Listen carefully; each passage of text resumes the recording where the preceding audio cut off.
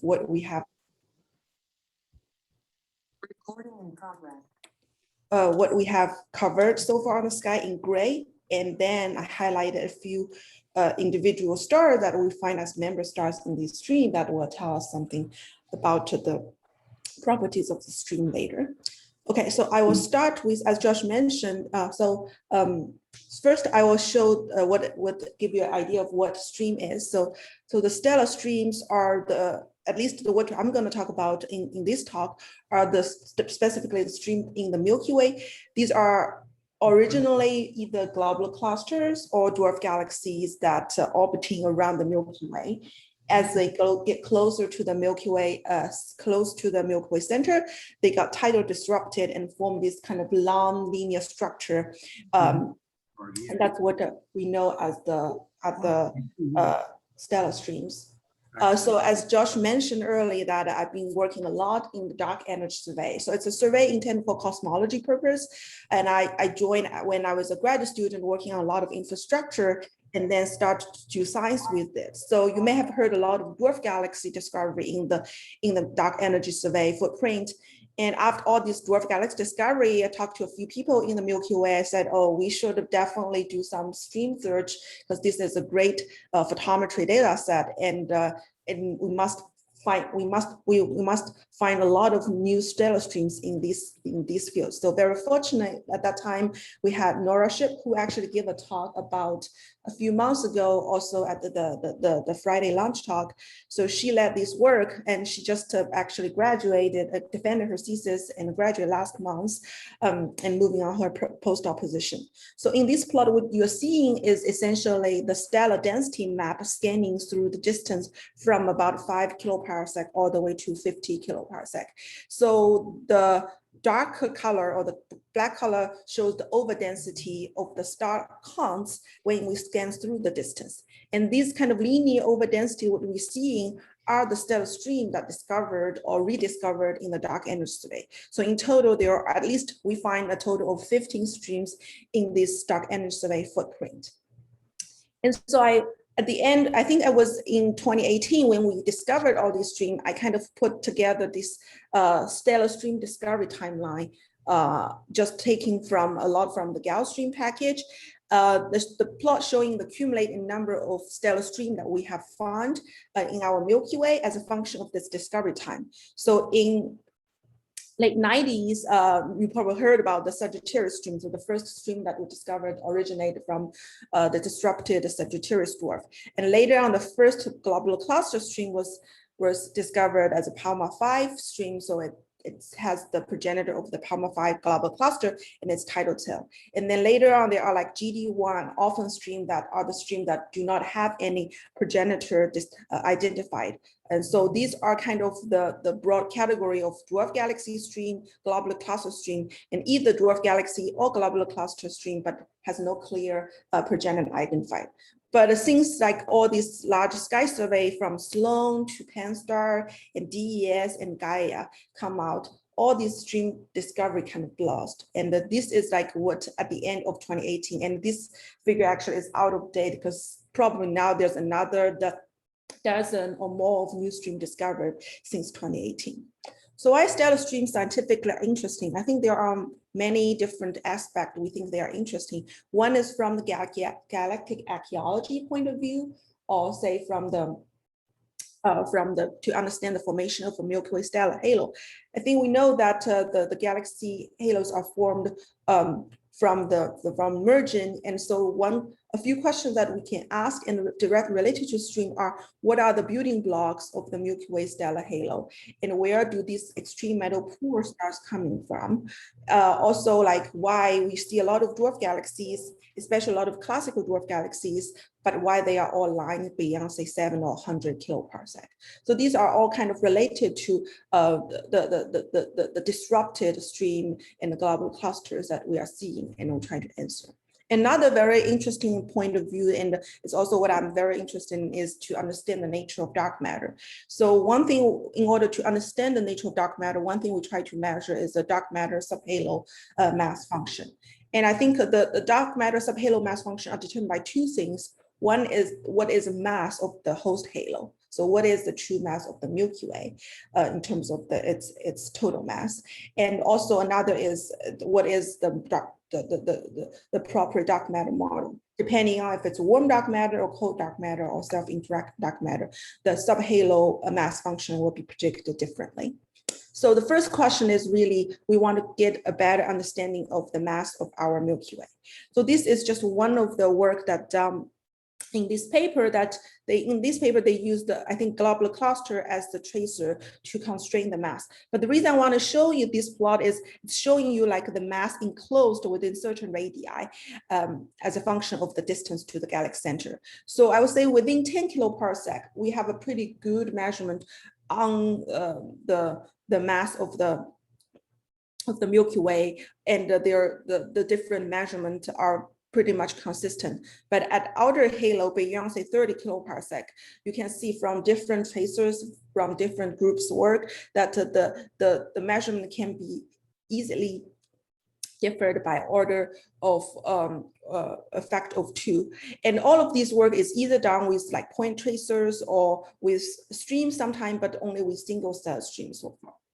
And this is a projection done by Anna Benata that showing that with one stream, what is the uncertainty for all these halo parameters and like potential flattening parameters. But as you add in more streams, so this is a number of streams with some combination. So increasing from one stream to 10 streams, all of these Milky Way mass and potential parameters can increase by a factor of 10 or more. So in principle, we can get, say, sub% scale velocity and flattening parameters with a combination of, say, a dozen of streams. And another thing that related to the subhalo mass function is another thing related to differential between these warm dark matter and the cold dark matter. One important thing is we actually want to find these kind of subhalos down to the galaxy formation limit. So really, we wanted to make sure that there are existence at say 10 to the 8th or 10 to the 7th solar mass dark matter subhalo in which that the star formation might never triggered. So we really want to find these kind of dark subhalos. And why stream, especially here, the cold streams are so powerful at this is we think that we can identify these dark matter subhalos that do not have stars in gravitationally. So the idea is when a thin stream, when there is a dark matter subhalo passing by, it will cause these kind of density variations we call gaps in the stream. And from those, we probably can infer the mass of the flyby object and or system, and then to see if they can be possible these dark matter subhalos that in the Milky Way. And this is actually has been kind of discovered in a certain way. And one of these great example is the GD1 stream. It's a stream around about 8 to 10 kiloparsec from us. So what you see on the top are the candidate or the most probable stream member stars selected with Gaia proper motion in 10-star photometry. You can see this kind of nice spur feature and also the underdensity in these two areas, that we call kind of spur and a gap here. And the bottom panel is showing you a model of the perturbed GD1 with these parameters. So this shows like when the perturbation encounter happen and what's the mass of this perturber, the size of the perturber and the impact parameter and the velocity when the perturbation, when the encounter happened. So it can nicely kind of reproduce the observations. However, interestingly, when you show what the mass range of this perturber versus the size of the perturber, this is what Anna found from this particular GD1 case. So it's turned out to be this perturber, if it is coming from a kind of some gravitational perturbation, like dark matter, like subhalo, then it has to be kind of much compact than what we know in terms of the lambda CDM model, which is showing here, and all the dwarf galaxies shown in squares. So it's more like a global cluster, but compact ones. But there's no any of the no global cluster kind of line on this trajectory of the perturbers. On the other hand, there are also independent researchers trying to see if the perturbation signature here can caused by, say, other things. So one of the work showed, like by Thomas de Bure et al., that the spur might caused by an interaction with the Sagittarius dwarf galaxy. And there are other work talking about if the gaps, the density variation here can come from the epicycle motion of the stream itself, etc. So I think it's very exciting if we can use this technique to study the dark matter subhalo mass function, but there's also a lot of complication here. Definitely, we really want to find more such systems and use them to study in a more statistical way. Okay, so these are kind of the signs that the stream can bring us in. On the other hand, that I think in order to kind of achieve all these signs, we really need a spectroscope follow-up on these stellar streams that originally discovered from, say, Gaia or from other photometric survey. First of all, the spectroscope follow-up can confirm that these streams are real. And most importantly, it provides the kinematic and the chemical information on the streams to help us characterize the stream progenitor. And also the velocity measurement and metallicity measurement can help us identify this perturbation signature that will be used to constrain the subhalo mass function. So before I started doing all of these, I'm very fortunate. Starting from my graduate school, I kind of work a lot on the spectroscope follow-up on the newly discovered dwarf galaxies found in the dark energy survey. So this is a cumulative number of dwarf galaxies we know kind of in the Milky Way as a function of the discovery time. So again, this jump is associated with Sloan survey, and this jump is associated with the dark energy survey and Pan-STAR and other photometry survey after 2016. And the point I want to show is that the ones that we circles are field circles are spectroscopically confirmed Milky Way satellite galaxies.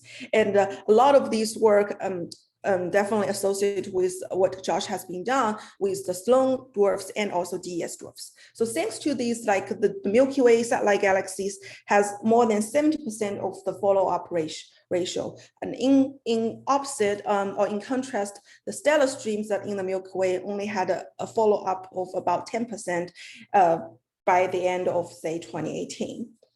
So this is extremely small number compared to the dwarf galaxies. I mean, because so that's kind of the part where I feel like, oh, we should really do some follow-up to make this stream regime kind of comparable to the Milky Way satellite galaxies. So why so many streams, why there are not so many streams that have been studied spectroscopically? I think there are several reasons. One is they are faint, so we really need larger aperture telescope to do these. The stars in this stream are extremely faint. But this is not the most important reason, because I would say dwarf galaxies are also very faint.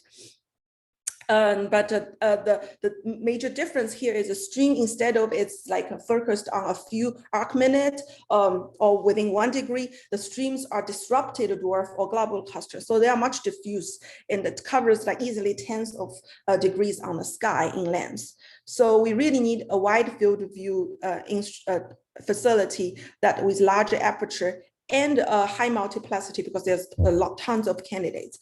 And so to follow up these streams. And so this is the instrument we started kind of when we're doing dwarf galaxy follow-up, and then I found it is really ideal for the stream follow-up. So this is the 4-meter telescope in Australia called Anglo-Australian Telescope. And the field of view is actually identical to the Blanco and the Peak telescope that has a 2-degree field in diameter. And its unique capability is that it has these 400 fibers over the entire field of view, the 2-degree field with this 2DF fiber position, and then fed to a dual arm spectrograph. So we started using this spectrograph when we started following up dwarf galaxies, but because of larger field of view actually is not ideal to follow up these compact dwarf, most of the compact dwarfs compared to, I mean, it's not really that compact compared to globular cluster, but they are much smaller in size compared to like streams. So after get some experience with AAT, I feel like, oh, this would be an ideal instrument to follow up all these newly discovered streams in the dark energy survey. So I get a chance to visit Australia in 2017 and talk to Dan Zucker and Geraint Ruiz, say, hey, let's put a big program to follow up all these DES streams. And I think it's kind of the best instrument in the South to do this kind of type of science, even though it's only a 4-meter telescope. So I assembled a team of people in the dark energy survey Milky Way working group and people in Australia who have access to the telescope, and then put these together. And also invited a few people that I think would be very benefit of from them to joining this program. So yeah, we started this program in 2018, and the initial is just to follow up this 15 stream that inside the DES footprint, and the targets are about the bright end of the dark energy survey, so it's between 15 to 19th magnitude. As I said, the AET spectrograph we are using called AAOmega, it has a dual arm, so we are using kind of medium resolution in the red to kind of focus on the calcium triplet, which give us very high precision on velocity measurement, and also we have a kind of wide coverage but lower resolution in the blue that give us more kind of measurement on the stellar parameters. And I think the timing of the starting of S5 is very good because 2018 is the year where the Gaia DR2 came out. So as I mentioned earlier, that the streams are extremely diffuse. There's a lot of candidates, and having proper motion information definitely help us in the target selection. So here's just an illustration on one of the stream, how the Gaia DR2 can help us. So what you're seeing is the proper motion of the candidate stream member stars in an area where we know there is a stream after some color and magnet selection. So this is along the stream in phi1 and perpendicular to the stream. And on comparison, this is area that we know there's no stream there with the same selection. So you can see a clear signal that pop up in the left panel. So this is also work led by Nora after she discovered all these streams that we decided to kind of measure all the proper motions with Gaia DR2. So it's very obvious that the stream here shows a clustering in the proper motion space, while it doesn't show any of these kind of clustering in the area we know there's no stream. So we clearly identified the signal in proper motion space for these streams. And with this kind of proper motion information, we basically can limit our targets just to this red box. And so we don't need to target any of the other things outside the box, which help us in terms of the target selection efficiency. And this is how the spectrum looks like. As I mentioned, it's a dual arm spectrograph. So we kind of look at low resolution, wide coverage in the blue, and slightly higher resolution, but shorter wavelength coverage in the red, focusing on the calcium triplet. So we can derive the velocity, metallicity, like surface gravity, and the effective temperature. So this is what we got in 2018. We'll be extremely lucky in terms of weather in Australia, which is pretty unusual, but we were able to observe about 9 streams within half a year, so 1 semester of time, with one of the stream observed actually before 2018, which is the one shown in red. This kind of the chance I got to know AAT and use it for this entire program. So in total, by the end of 2018, 10 out of 15 DES streams were observed, which is very great success. So I'm just going to show here as example, like how we turn our observed data into like something we interest. So this is showing you 12 pointing. So this one, 12 pointing of the Atlas stream. So just to rotate the stream, so it's allowing the stream. So this is a phi1 along the stream and a phi2 perpendicular to the stream. Each circle here essentially is a pointing of AAT, which each dot is one kind of target we observed on the sky. And then we plotted all the velocities of the stars we measured along phi1 again. So each dot here is, we got a radial velocity of the star. And here we're showing the proper motion along the stream and perpendicular to the stream. This is the metallicity versus the velocity. And here finally is a color magnet diagram of the star we observed. So I'm not sure if you can see, we observed on average like a few hundred stars per field. So in total, there's over 1,000 stars here. But hopefully it's obvious thing. So there is a group of stars here at velocity of about -120 and the metallicity about -2.0. That's a cluster of stars that are the member stars of Atlas stream. So yeah, so it is even though we have improved target efficiency, of course here we're trying to be very inclusive in terms of target selection. We don't want to miss any member, but you can see that there are vast majority of like contaminants here, but clearly we can see kind of a signature of the stars that you can clearly see in the in the velocity and metallicity space, but also they are clustered in the proper motion space, and they form very nicely along this isochrone here, and it has a very clear horizontal branch star. So yeah, with this data, we can derive the life side velocity of the stream and the metallicity of the stream, also the proper motion from Gaia, and then combining all of these, we can get the orbit of the stream. Also with high resolution follow-up of the brightest members, like say these ones here, we can get the chemical abundance of the stream. With all of this information, we can start the progenitor. So this is like one of the example of the stream we observed from S5. And so immediately after first year of observing, or first semester observing, I'm trying to kind of plot like the probable member stars. So this is with some proper motion selection. So like instead of everything here, I've just limited to this selection box here. Then you can get a much lower contamination. And then you plot the velocity, the line of sight velocity of individual star as a function of this is declination and this is the right ascension. So here we're showing 7 different colors for 7 streams. So each of the color is for a particular stream field. And this is the atlas that I showed earlier. So this is in heliocentric velocity. So immediately after this plot made, we found something very interesting. I'll just pause a minute and get some water. But we noticed something very interesting in this plot that results to the next paper I'm gonna show. Yeah, so if you look at the velocity versus say declination here. So this is the Atlas stream. And there's another stream here, which we coded a different way. So we find that the other stream basically have the velocity follows the Atlas stream. And also in this plot along the right ascension, it's nicely kind of aligned, even though we thought when we target them, they are 2 different streams. So let's take a look, what are those in the dark energy survey footprint. So this is the Atlas stream I showed earlier. And the zoom in of this area, that's the AAOmega stream. And when we discovered the AAOmega stream, we thought that it is a separate stream from Atlas due to 2 reasons. One is that you can see obvious discontinuity and orientation difference of the 2 streams. Excuse me. And another thing is here you are seeing at the distance modulus about 16.7, and you can see that the Atlas stream is much stronger signal here.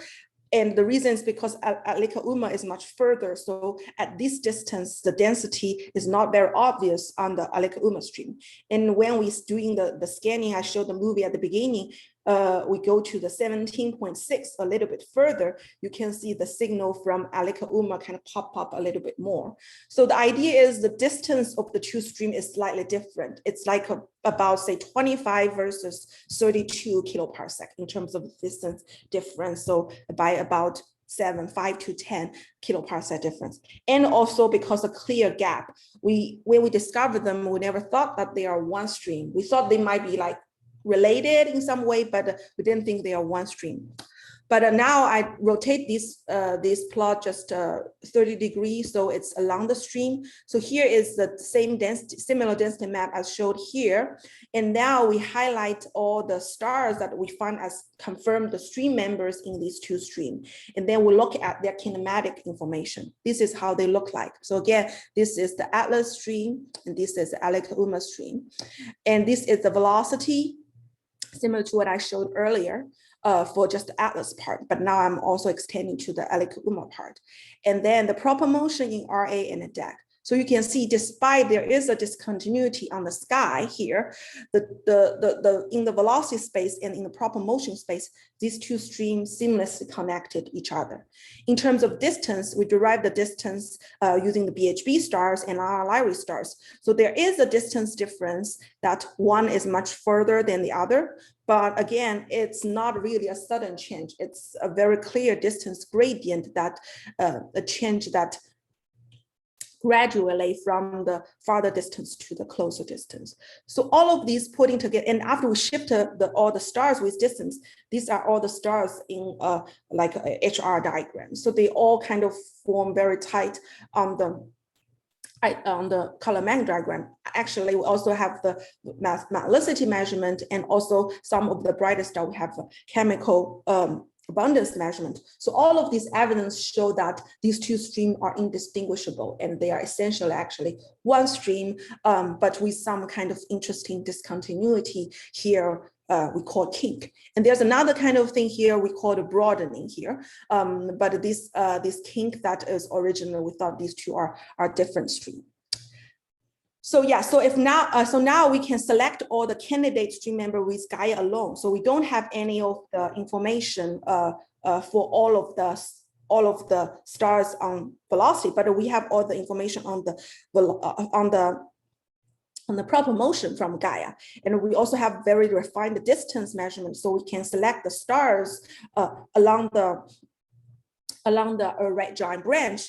And this is like the candidate stream member we can get in the entire kind of the area. So not everything here are a member, but these are the ones kind of matches in the proper motion space and in the distance space with the photometry selection. And on the right, what you're seeing is the area we have covered with S5, and in red are showing what we are confirmed as member. So what I wanted to highlight is the star here, right? This kind of feature. So we stopped here in terms of the follow-up, but in 2018, but we get more of these stars here.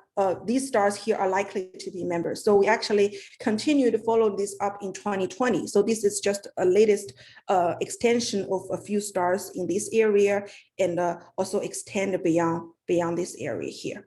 So kind of confirm that these stars are also the member stars of Atlas and AAOmega stream. So this is not just a kink, but it's kind of a spur now we call. So this kind of spur feature, and here we also call it a gap, but it's not a gap like GD1, but more like a surface density gap, because the stream gets significant broadening and lower the surface density. So this kind of spur gap feature is very interesting, and it probably reminds you what I showed at the beginning of my talk about this GD1 thing, that the spur and the gap here. So it's a totally two different streams. The GD1 is on retrograde orbit. The Atlas AAOmega is on the prograde orbit. The GD1 is you can see this nicely without any line of sight information, because it's only 8 kiloparsec from us, which we can get, let's say, sequence stars to better probe the density variation. While for Atlas and AAOmega is 3 times farther away, so we can only basically get the red giant branch stars. We cannot really hit the sequence star here at all. So I think, but it's very interesting that they're showing some kind of similar spur and a gap feature. So next thing we try to ask is, what caused such a broken stream? We started a few kind of cases, like if any of the baryonic effect can cause this broken stream, including like the Milky Way bar, the giant molecular cloud, the spiral arm, and the perturbation from, like, say, galaxies or globular clusters, or the formation of the progenitor itself.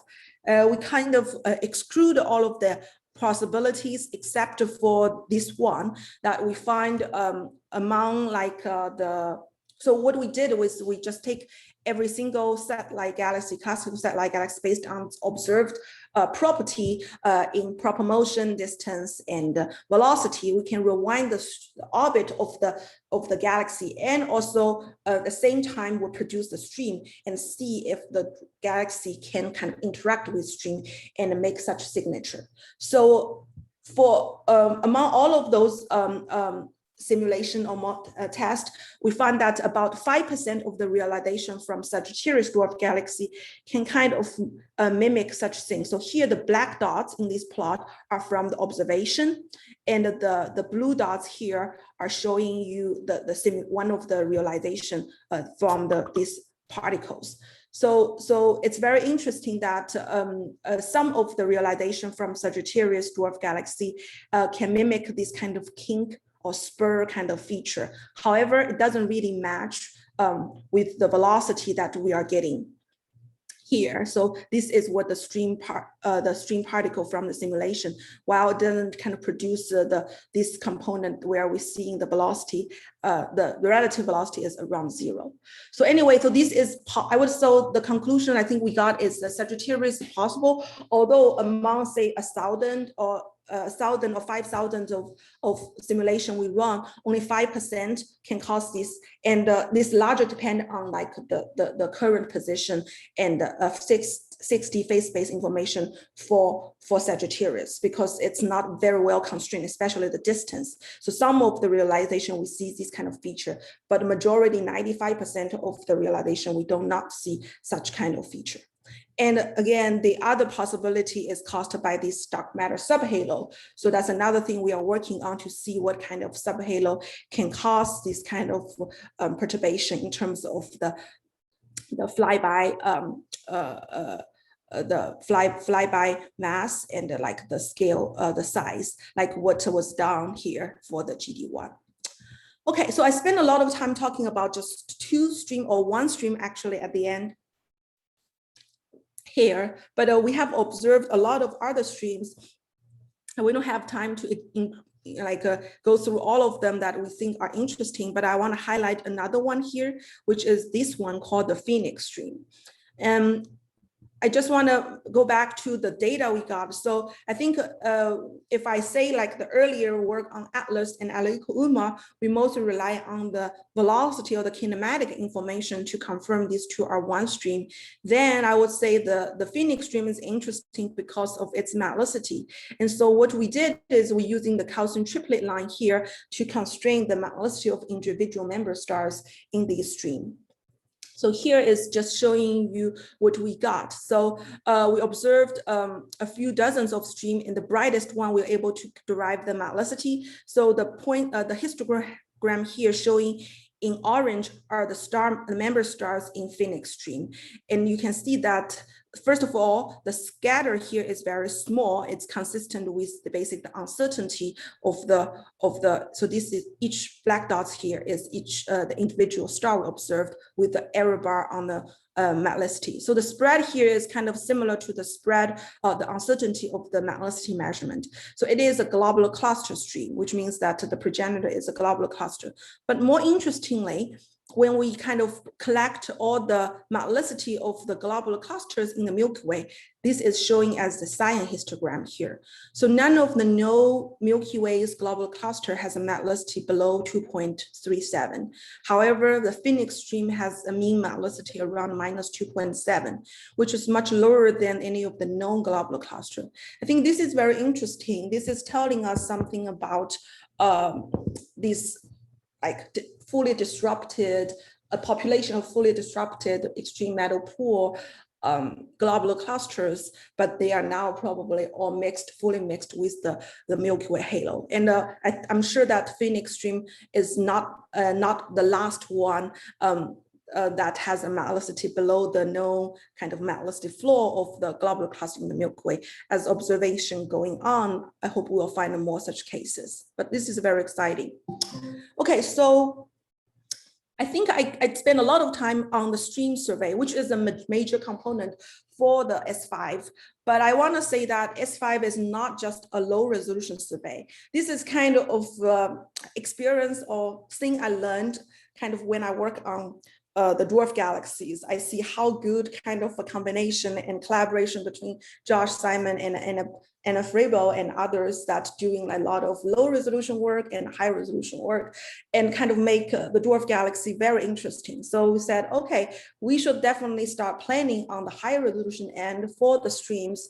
So it's very fortunate to have Alex G be part of this program, and then who is leading actually the high-res part. So I don't have time to go through details, but the idea is as soon as we observed all these streams with AAT, we were able to pick out these brightest member stars in these streams and follow up with Magellan, with the mic spectrograph on Magellan. So this is the kind of the first data we collected with Mike. We actually already doubled the number of stars, but this is what we have published. So in 7 stream, the first 7, we kind of find the members. There are about 40 red giant stars we observed. And for each of them, we get abundance of like 30 elements. So this is really the most extensive set of element abundance for stars in the stellar stream. What you're seeing here is like a plot on the European abundance for 7 of these streams. Each dot here is basically a bright member in the stream. And out of these, we find that these streams member star in the stream. So in this 13, that it's a highly process enhanced star, and its chemical abundance pattern kind of perfect match with a process. Solar process abundance pattern. So this is a work actually led by Therese Hansen, who is a former postdoc at Carnegie. Yeah, so this is the high-res part, but I also want to emphasize that the S5 is more than a stream survey. So thanks to Gaia, especially that our target selection get highly improved. So we find that, in each field, although AAT has like 400 fibers, we only need to use about 100 to 200 fibers to study the streams, to follow up streams. We have another 200 spare fibers. We should do something with it. So the first thing I thought was, we should follow up them with for like just general halo stars. So the field are determined by the stream, but other than that, we can just observe any interesting stars in the field. So we put a spare fiber program on real object, including like white dwarfs, blue horizontal branch stars, Lyraes, and also extreme metal poor stars, etc., within all the spare fibers. So we target about 1/3 of the 400 fibers for this real object. And we haven't really spent much time studying the data yet because we are really limited by the manpower. And I hope I have more students work with me when I move to Toronto on this data set. But I just want to kind of share this very kind of cool, nice discovery from this a spare fiber program. So it was actually one of the blue horizontal branch star candidate, but we really didn't really separate the blue horizontal branch star versus say May sequence star. So we select all the kind of blue stars. And so we find a fastest May sequence star, which is an A-type star at about 1700 kilometers per second in its total velocity. And more excitingly, that we find that the star come from the galaxy center. So this is kind of the first very definite or to very certain hypervelocity star that so far known, and also it's faster than any of the known hypervelocity star. And I also want to say that we decided not only limited to stars, but we also want to go a bit beyond to the nearby universe, because I'm very interested in the dwarf galaxies, not only just the Milky Way, but also in the local universe. So we decided to put in this LOSI program and use additional spare fibers to search for LMC fornax like dwarf galaxies, like within say redshift of 0.05. And so this is so far what we have got. Among about 5,000 galaxies we have observed over the past 2 years, 2 and 3 years, we have about 600 galaxies within redshift below 0.05, and about 100 of them have redshift below 0.02, so in this area. It's a very small number, but I want to say this is kind of a very important data set to help us to improve, say, the redshift photo Z calibration for the nearby galaxy. And even though it's a very small number, this is already very comparable to the Saga survey, which you might have heard. And very differently, we are focusing on the field galaxies. So they are not in any of like Milky Way analogs. So this is a very interesting data set scientifically to compare, say, with the Saga survey to study the formation history and the quenching of these nearby galaxies in the field versus in a Milky Way like host. Yeah, so yeah, this is kind of the whole thing we have had in S5, and this is something I showed earlier. If I say this is the end of footprint, like what we have covered in 2018, which we mainly focus on the dark energy survey footprint, because that's how I got started. I started with the dark energy survey. We find all these streams, we want to follow them up, but then we think, oh, we should just expand the whole survey to the entire southern sky. As long as AAT can reach, we should try that. So in 2019, we started to go beyond the D's footprint. And we observed about 12 streams in total over 300 square degree with 30 AAT nights. Actually, this data set now is public. We had our first public data release on Zenodo about 2 months ago. So anyone's welcome to use this data to do other science, because we are limited by manpower. I think it's great to have the community to explore more of this data set. And from 2019 to 2020, you can see that our observation kind of continue to expand. So far we have touched at least 20 streams. Some of them we have not finished yet, but over a total of 50 nights on AAT. And this is the end of 2020. And of course, in 2021, we are still continue observing. And I hope the observation that if the weather is cooperative, we should finish all the observing of all the streams that I want to do by the end of 2021. So we have maybe the final release in sometime next year. So this is some work in preparations, but I just want to highlight how cool this data set is. So what you are seeing here is the first, it's also the plot I showed in the opening slide, which are a sample of about, depending on how you count one as one stream, but here are at least a dozen or more of the stellar stream that we have confirmed members in the S5 footprint. So here, really, we can start the first systemic study of the populations of the streams at about 15 to 50 kiloparsec. For example, we can ask questions like, what are the progenitors of these streams? What are their kinematic and chemical properties? How their orbit look like, etc. So again, it's a work in progress, but I want to show some early results. So among all of the 12 streams here or 13 streams here, so first of all, we can kind of study the velocity dispersion, which is something we always study to understand the dynamical mass of the system, versus the metallicity spread, so metallicity dispersion of also the stream, which is intrinsic to the progenitor. And you can see that there are some of these streams has a very small velocity dispersion and a very small metallicity dispersion that we think are originated from globular clusters. So these streams progenitor are globular clustering and disrupted. And on the other hand, there are other streams, some of these I showed as cross.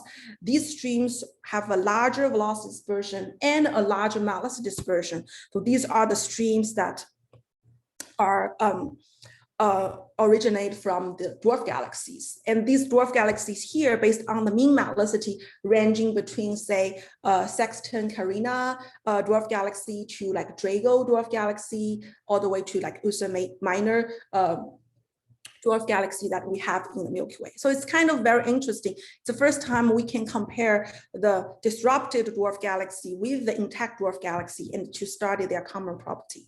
And so this is from, I would say, the chemical composition to study their progenitor property. And here to compose their energy and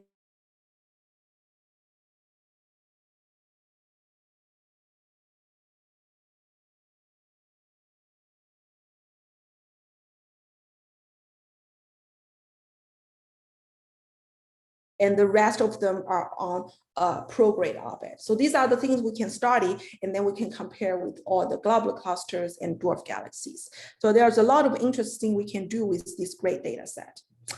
Okay, so this kind of end my talk, and I just want to highlight all the papers that I mentioned in this talk that we have already posted on arXiv or published. If you would like to know more information about the data and the papers, feel free to check our website. So I just want to end my talk with the slide of all the members in S5. Without them, like this program won't be such successful. So I want to just say that the whole story is starting with following up dwarf galaxies in the DES footprint on those DES discovered dwarf. And I learned all this technique or steal all this technique from Josh and say, oh, we should do this. So, and then find a suitable telescope to do this, and then got in contact with Dan and Geraint and start this program and have all these nice people, especially the builders who actually did all the heavy work to make the data available and make all the observation happen. Yeah, and so in terms of here, I just want to say, like, I really appreciate that it's very kind of good chance to meet Alex G. Actually during my first postdoc, but a lot of kind of interaction after I moved to Carnegie as a postdoc here, and he helped led the high-res part. And last but not least, I really want to say, I learned all of these things and make this a success program thanks to Josh for his, not only his mentorship, but also all of the guidelines, and I think it's also very good timing for everything happen. So with that, I'll end my talk and take questions. Thank you.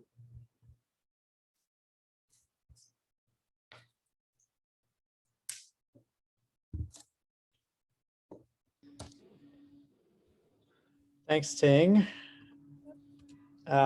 So do we have, let's see, I see clapping and thumbs up. Do we have any questions for Ting?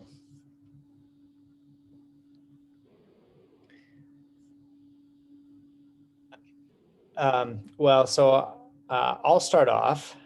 So Ting, you showed the results from Anna Bonazza early in your talk about the potential of using streams to constrain the potential of the Milky Way if we had good kinematic data for enough streams. So you've now successfully acquired that data. And so can you tell us a little bit about the progress on actually pursuing the kind of modeling that, not about GD1, but about the Milky Way halo. Stop here. Yeah, this one. But yeah, so what's the status of actually trying to implement this now that the data that Anna suggested we needed exist? Yeah, sure.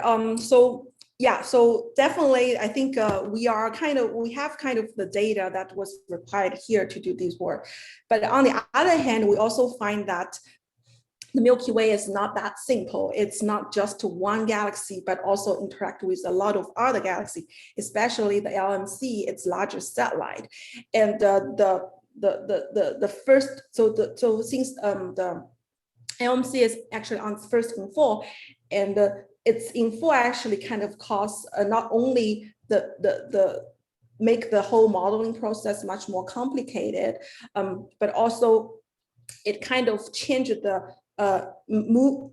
makes the Milky Way not to be the center of the galaxy, but there is a kind of a barycenter between the Milky Way and LMC, and it's all kind of mass dependent and also time dependent.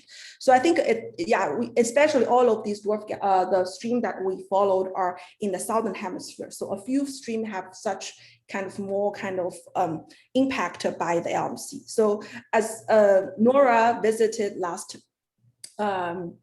a few months ago, and she gave a talk that she actually is using a set of the stream that we kind of observed here to start to constrain the mass of the LMC. So in that work, the Milky Way mass is fixed, and she's trying to derive the mass of the LMC. But I think, yeah, later on, the plan is really using these a dozen of streams to fit the Milky Way mass and the LMC mass kind of simultaneously. And that's kind of the end goal we want to try to do. Actually, we are doing that now with often stream, because let me show, maybe good to use the beginning slide. The orphan stream is this part Chenab plus the orphan here. So it's like over about almost 150 degrees on the sky. And that stream actually has largely perturbed by LMC. You can see at the, I didn't mention these, but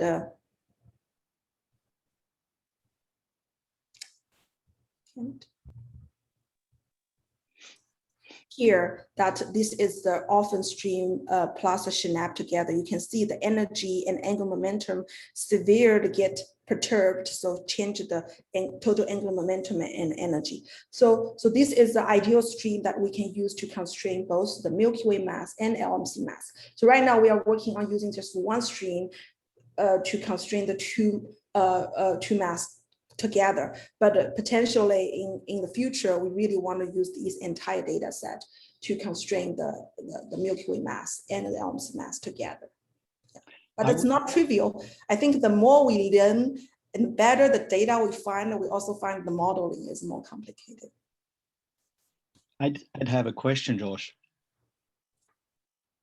Okay. Yeah, go ahead, Francois. Okay, thank you. Keep this diagram up, please. Early in your talk, about 25–30% into the talk, you showed a graph of the Atlas stream, and in the lower left, there was a, well, in the lower left, there was a proper motion diagram, and I was surprised over how large an area, I guess from 1.0 plus minus 0.5 milliarc seconds or so, it was scattering. And so my question is, it is not in the diagram in the previous graph that you just showed for your answer. It is not shown as a stream. What does the scatter mean? Is it essentially measuring scatter, or is it significant? In other words, what is the individual star typical dispersion? So you're talking about, I guess, this kind of scatter here. Yes, I was surprised how large the scatter among the red stars were, which were clearly stream stars. Right. So I would say the scatter here. So we actually are not able to resolve the line of the transverse velocity dispersion using this proper motion star. The scatter here is purely consistent with the measurement uncertainty of Gaia. And I would say the ones that has the largest scattering are those probably has the faintest, so around like 19 to 20th magnitude. So the uncertainty on those stars is about something like 0.3, 0.4, 0.5. So that's where this scattering coming from. However, one thing I want to say is here, the stream is farther enough that if you measure, you will see there's no, this is not good. So this is what I want to say. So if you look at the stream, right, because this is the proper motion along the stream. So this kind of systemic change is not the scattering. It's just like the orbit of the stream, or actually here, because we're plotting the proper motion in right ascension and declination. So it's observed. So it's mostly the solar motion that because of the change on the sky that caused this systematic change. So again, the scattering here is pure measurement uncertainty, but the change here in the along the stream, that's caused by the orbit of the motion of the stream itself. Thank you. So that means, now that I understand this, that means that in one of the last summarizing graphs, it would be another globular cluster candidate in the lower left of the diagram, right? A globular cluster candidate where? Well, if you say that the increased or slightly large dispersion here is in part because of the spreading along the orbit, if I take all you say, it means that Atlas itself is from a globular star. Yeah. So we conclude, maybe I didn't mention Atlas stream coming from a globular cluster, and we learned that from the metallicity dispersion and from the velocity dispersion. The proper motion itself, basically, we cannot get any of the kinematic, too much kinematic information, because the uncertainty is about, like, say, 30 or 50 kilometers per second from the transverse velocity itself. But yes, based on the velocity dispersion here And the metallicity distribution here, we think Atlas stream is a global cluster. It's originated from a global cluster, disrupted global cluster. Great, thank you. Wonderful talk. Thank you.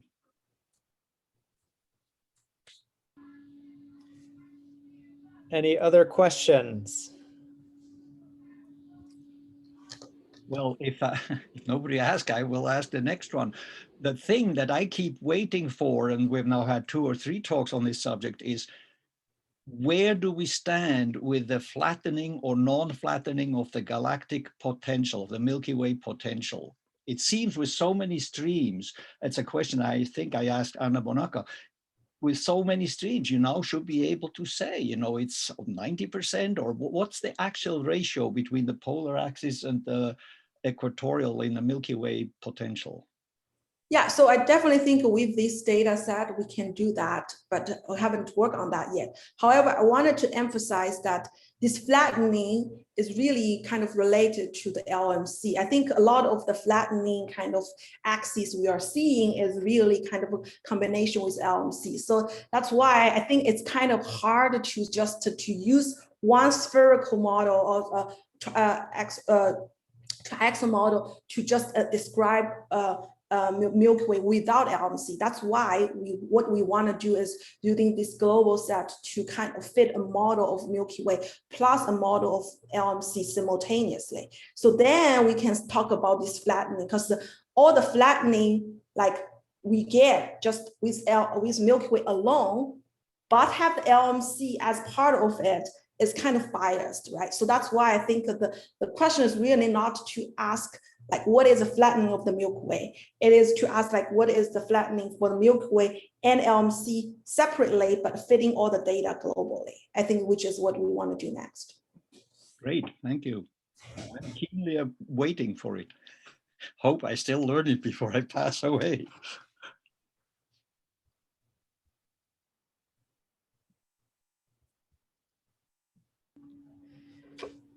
Okay, well, if there isn't anything else, then thank you again, Ting. There is some time this afternoon in Ting's schedule if anybody else wants to sign up to talk to her.